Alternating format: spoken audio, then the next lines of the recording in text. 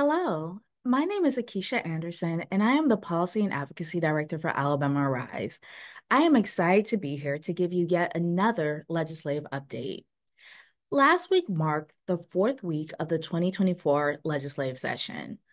Thus, we are now entering into the fifth week of legislative session.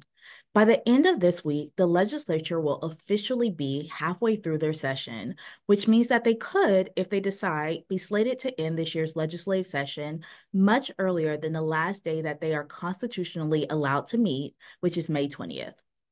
Last week, quite a bit happened. For starters, the CHOOSE Act, which threatens public education funding, passed out of the House. Two IVF bills designed to put a Band-Aid on the Alabama Supreme Court's decision passed as well, one out of each chamber. The dangerous absentee ballot bill, SB 1, passed out of committee in the House. And last week also, the alarming child labor bill, which removes protections designed to ensure that 14 and 15-year-olds who work also perform well in school, was in committee in the House. This bill, however, was carried over and is expected to be heard in committee again this week.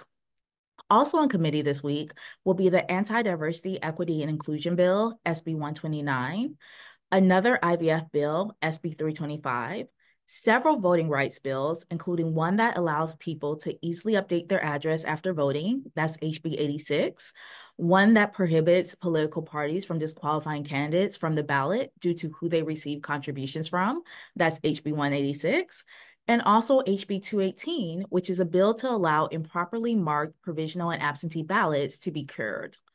Also in committee this week is HB 238, which will remove the sales tax off of diapers, baby supplies, maternity clothing, and women's hygiene products. HB 227, which would reform our ethics laws, is also in committee this week. So is SB 4, which would prohibit most flags from being flown on public property.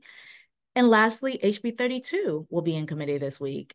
HB 32 is one of Arise's priority bills, and this will amend our felony murder rule to make it less broad and more aligned with the way that most states apply this unique legal provision. HB 32 will also have a public hearing on Wednesday at 1:30 p.m., and I myself will be testifying in support of the bill alongside some of our friends from Arise. Although not listed on the legislature's website at the time of this recording, I also anticipate that the Senate will take up both gaming and the CHOOSE Act in committees this week. In fact, I would actually be surprised if they don't take up both or either of these issues.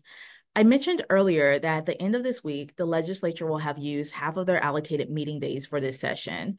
Yet also worth noting is that next week, the legislature will be going on a one-week break for in-district legislative meetings with constituents.